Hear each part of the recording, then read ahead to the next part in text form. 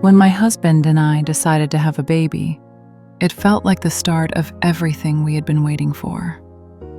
I got pregnant a few months later, and I was happier than I had ever been. But somewhere in the middle of that pregnancy, Peter began to change.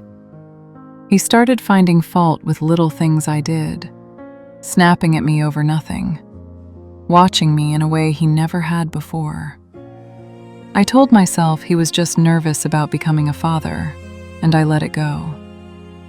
Our daughter was born healthy and perfect, and for a while I thought everything would finally settle down.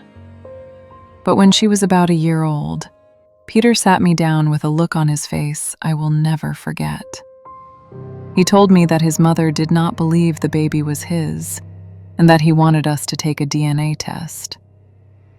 I was stunned, and it hurt more than I can say. But I had nothing to hide, so I agreed. I was completely sure of what the test would show. When the results came back, my whole world stopped. The test said that the baby was not his. I swore to him over and over that I had never been unfaithful, that there had to be some kind of mistake, but he wouldn't hear it.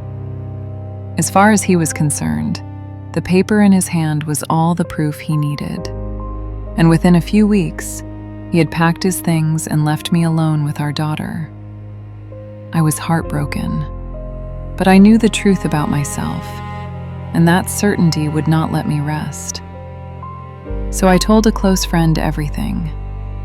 She listened, and then she said something that stayed with me.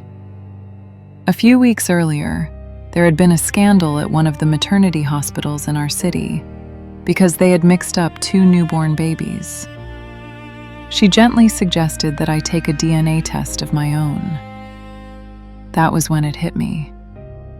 I had given birth at that very hospital, at exactly the time it happened. I told myself it couldn't be true, but I took the test anyway. And when the results came, they broke me in a way the first ones never had. The little girl I had carried, the little girl I had fed and rocked and loved with everything in me for a whole year, was not my biological daughter. Somewhere out there was the child I had actually given birth to, being raised by another family who had no idea either. I filed a lawsuit against the hospital, and I started trying to find my biological child.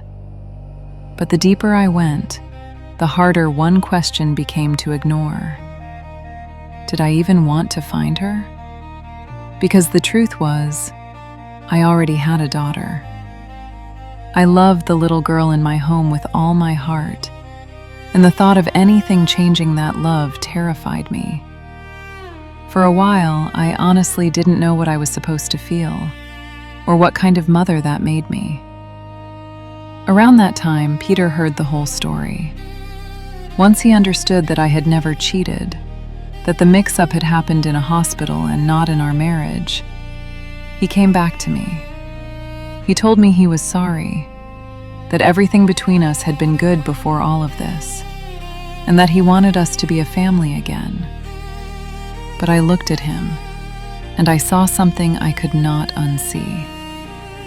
When he believed I had betrayed him, he didn't fight for me, and he didn't fight for the daughter he had raised for a year. He simply left us both, and now he only wanted to come back because a piece of paper had cleared my name. His love had never really been for me. It had been for whatever the test results allowed him to feel. So I told him no. I was done waiting for a man whose love depended on proof. And I made my choice. I would keep loving the little girl who had made me a mother, and I would also find the child I had lost, because both of them were mine in the ways that mattered most. I still wonder what I would have done if my friend had never mentioned that hospital. Do you think Peter ever really loved me, or only the idea of me? And if you found out the child you raised wasn't yours, would you go looking for the one you lost?